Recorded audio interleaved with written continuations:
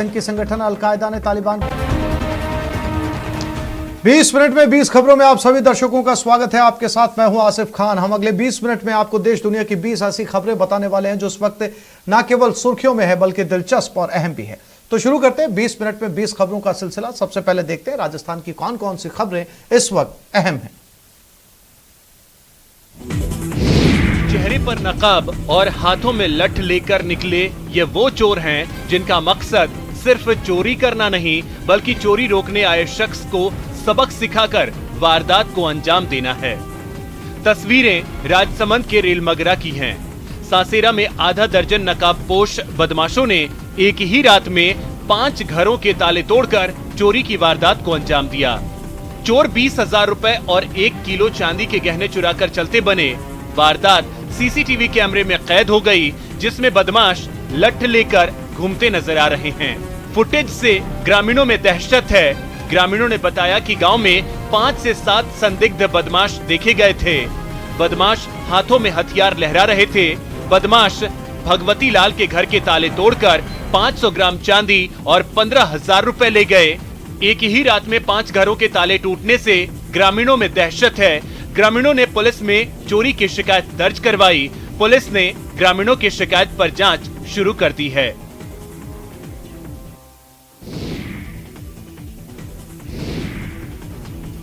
Video में चोर पहले गले से पैसे निकालता है, फिर घटना को अंजाम देकर नाचते हुए चला जाता है। ये सीसीटीवी उदयपुर के खेरवाड़ा कस्बे की एक किराना दुकान की है। चोरी करने के दौरान नाचते हुए चोर दिखाई दे रहे हैं। चोरों का यह डांस दुकान में लगे सीसीटीवी कैमरे में कैद हो गया। किराना दुकान से 2 बदमाशों ने इस दौरान करीब 1 लाख रुपए का सामान और हजारों रुपए की नकदी पार कर ली। जानकारी के मुताबिक खेरवाड़ा के रानी छाणी मार्ग पर मोक्ष धाम के सामने MM एजेंसी किराना दुकान पर रात को चोर दुकान के पीछे से खिड़की तोड़कर अंदर घुसे। दुकान में रखे काजू, बादाम, सिगरेट, गुटखा, तंबाकू के पैकेट चुराए। माल की कीमत करीब 1 लाख रुपए बताई जा रही है।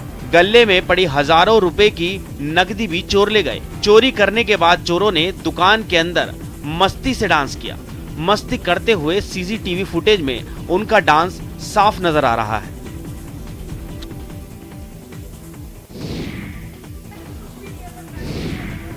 कच्चा पापड़ पक्का पापड़ 5 बार बोलिए, क्या आप बिना अटके बोल पाए?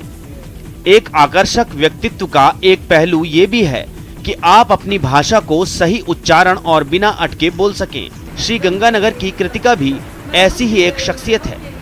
कृतिका ने टंग ट्विस्टर में पिछले रिकॉर्ड को तोड़कर इंडिया बुक और एशिया बुक ऑफ रिकॉर्ड में अपना नाम दर्ज कराया है। श्री गंगानगर की बालाजी स्टेट की निवासी कृतिका ने टंग ट्विस्टर मर हम भी गए मरहम के लिए, मरहम ना मिला हम दम से गए, हम दम के लिए हम दम ना मिला को बिना रुके 14 मिनट 52 सेकंड तक 191 बार बोला और रिकॉर्ड अपने नाम कर लिया। पिछला रिकॉर्ड हरियाणा की सिमरन के नाम था, जो 13 मिनट में 176 बार बोला गया था। खुद में इस तरह का टैलेंट होने की बात सोचना तो दूर, कभी पहचानने की कोशिश भी न करने वाली कृतिका ने मोबाइल पर जब एक लड़की को रिकॉर्ड बनाते देखा तो उसे लगा कि वो भी ऐसा कर सकती है।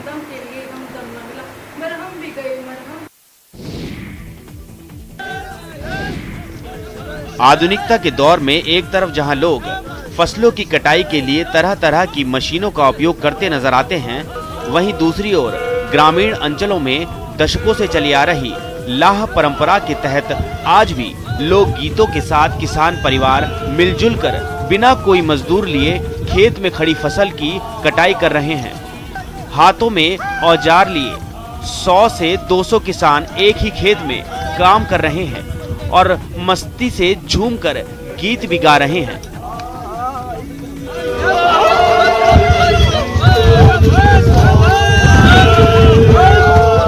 तस्वीरें पोकरण के भड़ियाणा गांव की हैं। यहाँ के किसान रणवीर सिंह गोदारा के खेत में सैकड़ों किसान एक साथ हाथों में औजार लिए गीत गाते काम करते नजर आए। हमारे किसानों की लाए और हमारे जो किसानों की एक परंपरा है, हमें एक दूसरे दूसरे की मदद करते हैं। आज हमारे लाए, कल दूसरे की होगी, तीसरे की होगी। ये जिन करारे नोटों के लिए लोग दिन का चैन और रातों की नींद हराम कर देते हैं और कई बार तो रिश्ते नाते तक भूल जाते हैं, वो भगवान के दरबार की शोभा बढ़ा रहे हैं, उसकी जिसे इन नोटों की रत्ती भर भी परवाह नहीं है। जी हाँ, ये लक्ष्मीनाथ का दरबार है, जहाँ माया की कोई बिसात नहीं। दुनिया भर से भक्त अपने आराध्य के दर्शन के लिए चित्तौड़गढ़ के सांवलिया जी के द्वार पर पहुँचते हैं और मेहनत और ईमानदारी की कमाई गई दौलत अपने अभिभावक के श्री चरणों में अर्पित करते हैं। यहाँ दूर दूर से लोग मन्नत के लिए आते हैं। मन्नत पूरी होने के बाद श्रद्धालु भेंट चढ़ाते हैं। इस बार दान पेटी से विदेशी मुद्रा भी खूब मिली है। $100 के 125 नोट मिले हैं। इतनी बड़ी संख्या में पहली बार नोट मिले। साथ ही 1 किलो सोने का बिस्कुट भी मिला। श्री सांवलिया जी मंदिर मंडल अध्यक्ष कन्हैया दास वैष्णव के मुताबिक पहले भी डॉलर मिले, लेकिन 3 से 4 नोट ही मिले थे, लेकिन इस बार 125 नोट मिले। इस बार 1 किलो सोने का बिस्कुट भी पहली बार मिला है। और अब देख लेते हैं कुछ अन्य राज्यों की महत्वपूर्ण खबरें। ये बिहार के मुंगेर के वो अवैध हथियार हैं जिनकी चर्चा देश ही नहीं बल्कि विदेशों में भी होती है। और क्यों ना हो, इसके हाथ में आते ही मरियल से मरियल आदमी भी खुद को डॉन जो समझने लगता है। वैसे अवैध हथियारों का ये धंधा तब और बढ़ जाता है जब कोई चुनाव सिर पर हो। तो मुंगेर के हथियारों की मंडी में इन दिनों काफी तेजी है। चुनाव के दौरान मुंगेर पुलिस को हथियार तस्करों पर अंकुश लगाने में पसीने छूट जाते हैं, लेकिन इस बार पंचायत चुनाव के मद्देनजर पुलिस अलर्ट थी। जो कर रहे हैं कार्रवाई, वो हथियार तस्कर के ऊपर भारी पड़ा है कि वो लोग डर गया है कि यहाँ हमको बहुत हद तक सक्सेस मिल चुका है इसका ऑलरेडी, और हम लोग जो बाकी बच्चे जो कुछ कर रहे हैं उन लोगों को पकड़ भी रहे हैं। बूथों पर सुरक्षा के व्यापक इंतजाम होने लगे हैं, लेकिन अपराधी अपना तरीका बदलते हुए हथियारों का इस्तेमाल मतदाताओं को डराने धमकाने में करने लगे हैं, जिनके खिलाफ पुलिस लगातार दबिश दे रही है। पुलिस से पीछा छुड़ाने के लिए तस्कर हथियार छोड़कर भाग रहे हैं, जिन्हें पुलिस जब्त कर रही है।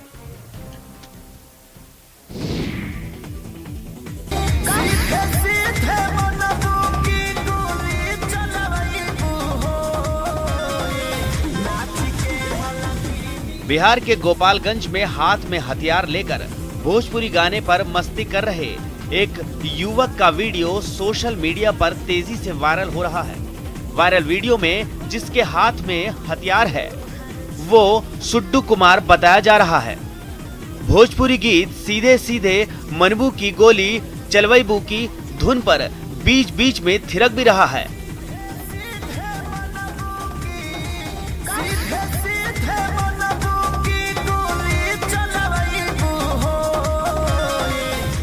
लेकिन उसका यही टशन उस पर और उसके दोस्तों पर भारी पड़ गया। पुलिस इस मामले में 4 युवकों को हिरासत में लेकर उनसे पूछताछ कर रही है। पुलिस जानने में जुटी है कि आखिर युवकों के हाथ में हथियार आया कहां से। पुलिस के हत्थे चढ़े युवकों के परिजनों का कहना है कि ये सभी छात्र हैं और सोशल मीडिया पर पोस्ट करने के लिए वीडियो बनाया था, लेकिन पुलिस परिजनों की बात को मानने से इनकार कर रही है और मामले की जांच में जुटी है।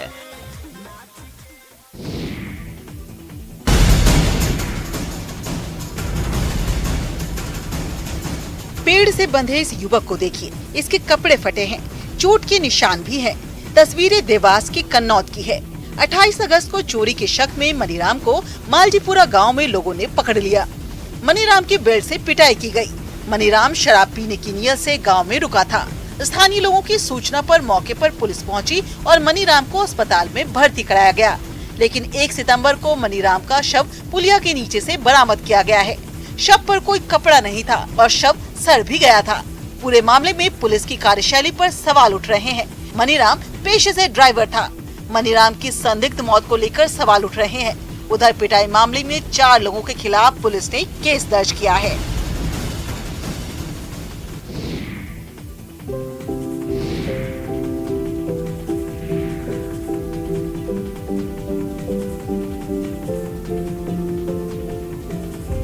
सतना और रामपुर बघेलान विधानसभा को जोड़ने वाले पुल का निर्माण अधूरा है। टमस नदी पर ये पुल बनाया जा रहा था, लेकिन ठेकेदार काम अधूरा छोड़कर ही चले गए। 4 करोड़ की लागत से पुल को तैयार किया जा रहा था। पुल का ज्यादातर काम पूरा किया जा चुका है, लेकिन हाई टेंशन तार का एक पोल आड़े आ गया। इस पोल को पिछले 1 साल से हटाया नहीं गया और पुल पर जाने के लिए सड़क का निर्माण नहीं किया गया। पुल पर यातायात शुरू न होने की वजह से लोग अब भी नाव पर ही निर्भर हैं। वहीं पैदल जाने वाले लोग किसी तरह पुल पर चढ़कर दूसरी तरफ जा रहे हैं। हालांकि ये जोखिम भरा है। बताया जा रहा है कि पोल की शिफ्टिंग को लेकर बिजली विभाग तैयार नहीं है। मामला शिफ्टिंग की राशि से जुड़ा है।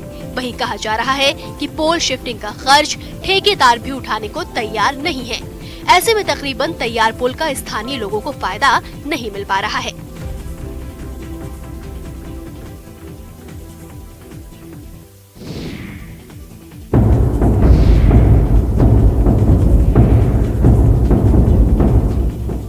बालोद जिले में प्रधानमंत्री आवास योजना के तहत 6,842 हितग्राहियों का 33 करोड़ रुपए का भुगतान अब तक नहीं हो पाया है। हितग्राहियों के मकान आधे अधूरे बने हुए हैं। जिले में 417 हितग्राहियों का दूसरा जबकि 1,690 हितग्राहियों की तीसरी किस्त का भुगतान अब तक नहीं हुआ। वहीं बात की जाए चौथी किस्त की तो 4,635 हितग्राहियों को अब तक चौथी किस्त की राशि नहीं मिली। गरीबों का पक्के मकान का सपना लंबे समय से अटका हुआ है। जिला पंचायत सीईओ रेणुका श्रीवास्तव के मुताबिक लंबित भुगतान को लेकर शासन स्तर पर राशि की मांग के लिए पत्र लिखा गया है। पंचायत सीईओ ने राशि के जल्द भुगतान की बात कही है।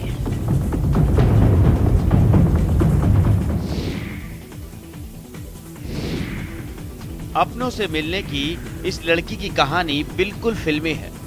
फिल्मों में आपने देखा होगा कि किसी मेले में खोया हुआ बच्चा कई सालों बाद मिल जाता है। ऐसा ही एक वाकया सामने आया है, जहां उत्तर प्रदेश से 12 साल पहले लापता हुई लड़की नेपाल में मिली। लड़की मूल रूप से झारखंड की रहने वाली है। जब लड़की के नेपाल में होने की जानकारी मिली तो सीएम हेमंत सोरेन ने उसे वहां से एयरलिफ्ट कराया।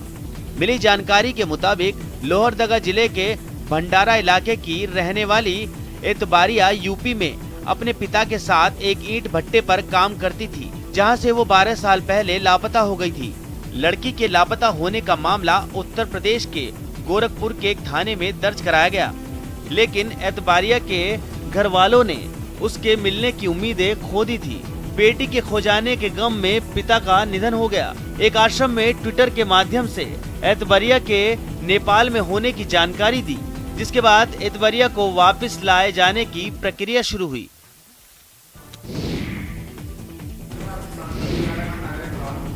यूपी के ललितपुर जिले में झांसी कमिश्नर अजय शंकर पांडे के एक आदेश से जनपद के बैंकों में हड़कंप मचा हुआ है। कमिश्नर ने किसानों को फसल बीमा का लाभ दिलाने के लिए 16 बैंकों के खिलाफ 24 करोड़ 6 लाख की आरसी जारी करने के निर्देश दिए हैं। कृषि विभाग ने भी निर्देश के पालन की तैयारी शुरू कर दी है। दरअसल वर्ष 2019 में अति जल वर्षा से खरीफ की फसल नष्ट हो गई थी और जिले की विभिन्न बैंकों ने 1,49,821 किसानों के खाते से प्रीमियम राशि तो काट ली, पर किसानों का डाटा बीमा कंपनी के पोर्टल पर अपलोड नहीं किया था। इसी के तहत अब क्लेम से वंचित किसानों के 7,968 आवेदनों पर बीमा दिलाने के लिए बैंकों पर प्रशासन ने सख्त रवैया अपना लिया है। प्रशासन ने क्लेम से वंचित किसानों को क्लेम दिलाने की तैयारी शुरू कर दी है।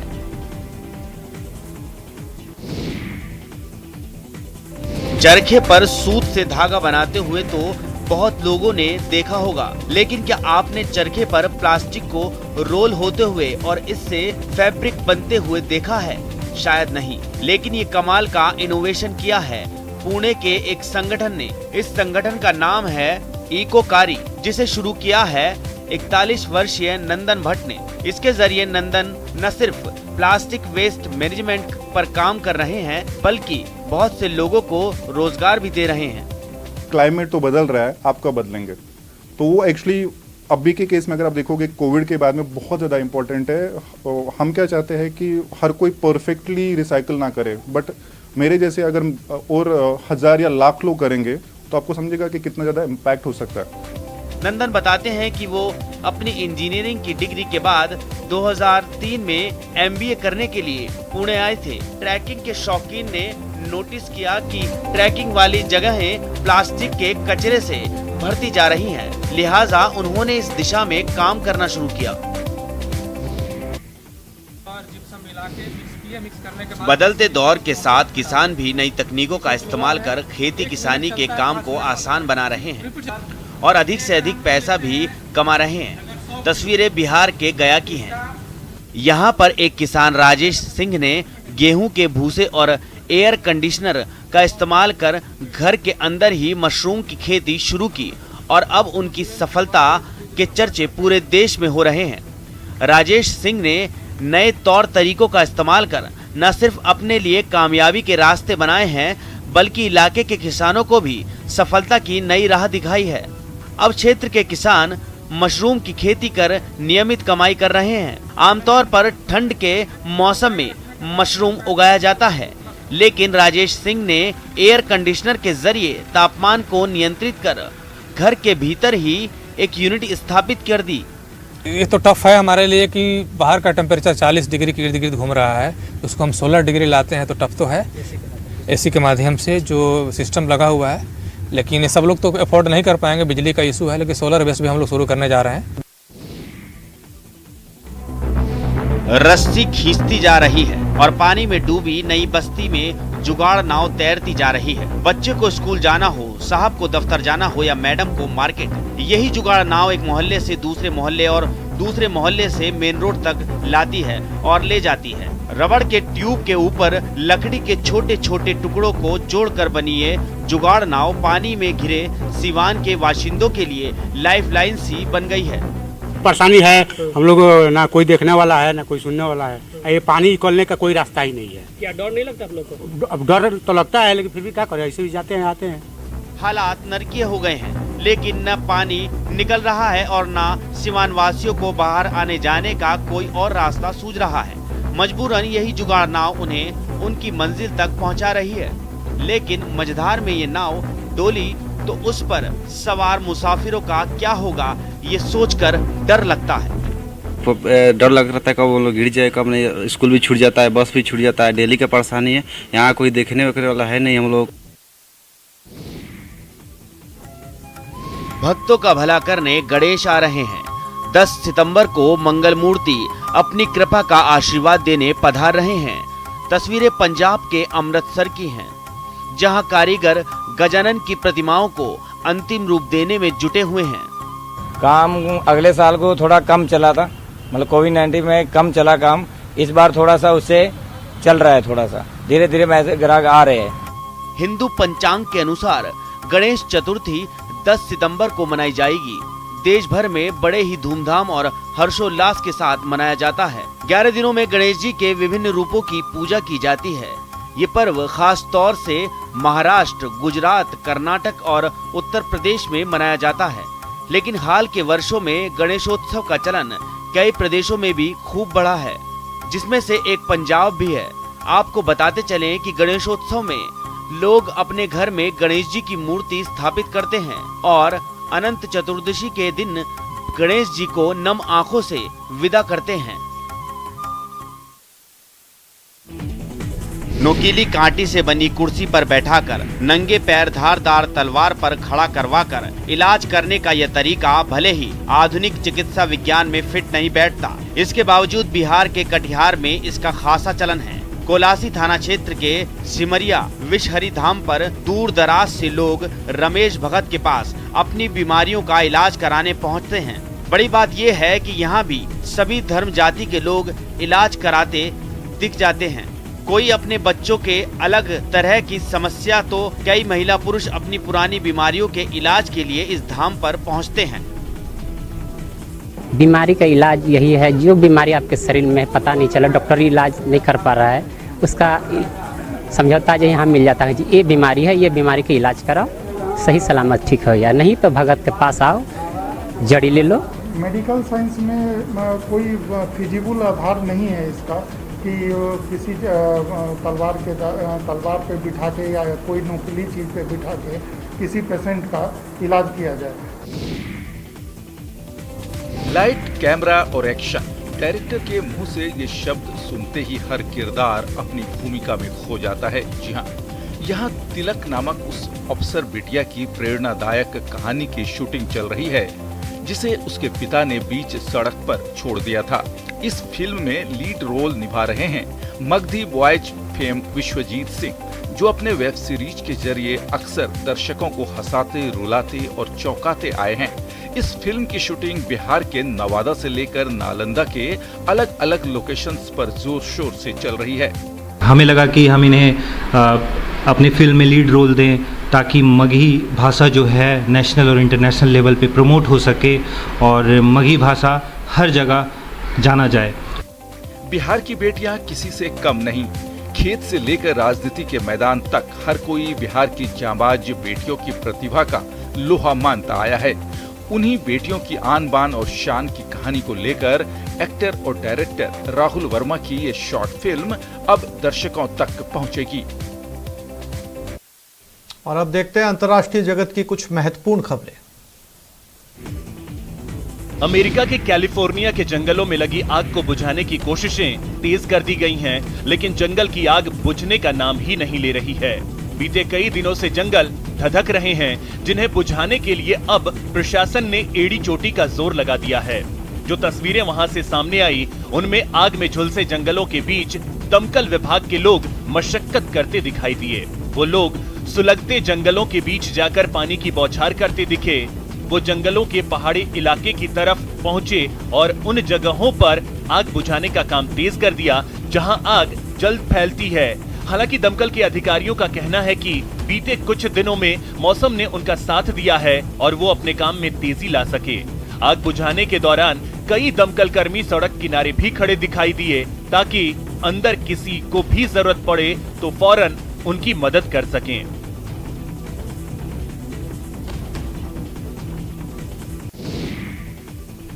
चीन में राजधानी बीजिंग समेत वहां के कुछ प्रांतों में फिर शुरू हुई जोरदार बारिश के बाद बाढ़ जैसे हालात बन गए। वहां के मौसम विभाग ने आने वाले कुछ दिनों के लिए भारी बारिश की चेतावनी जारी की और लोगों को भी अलर्ट रहने के लिए कहा, क्योंकि बारिश है कि रुकने का नाम नहीं ले रही।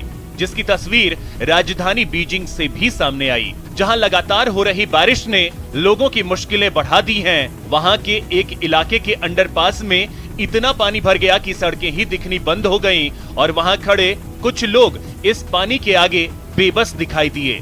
जबकि एक दूसरे इलाके में सड़कों पर इतना पानी भर गया कि कई गाड़ियां डूब गईं। कमोवेश कुछ ऐसी ही तस्वीरें लियाओनिंग प्रांत से भी सामने आई। वहां भी इतनी जोरदार बारिश हुई कि कुछ ही घंटों में रिहायशी इलाकों और बाजारों की सूरत बिगड़ गई। वहां से सामने आई एक तस्वीर में एक सामान ढोने वाली छोटी गाड़ी पानी में फंसी दिखी, जबकि एक कार को 8 से 9 लोग पानी से बाहर निकालने की कोशिश करते नजर आए। तो वहीं एक स्कूटर सवार ने पानी से भरी सड़क से गुजरने की कोशिश की तो उसकी जान पर बनाई, लेकिन गनीमत ये रही कि वहां मौजूद एक पुलिस वाले ने किसी तरह उसे बचा लिया। तो इस बुलेटिन में फिलहाल इतना ही। नमस्कार।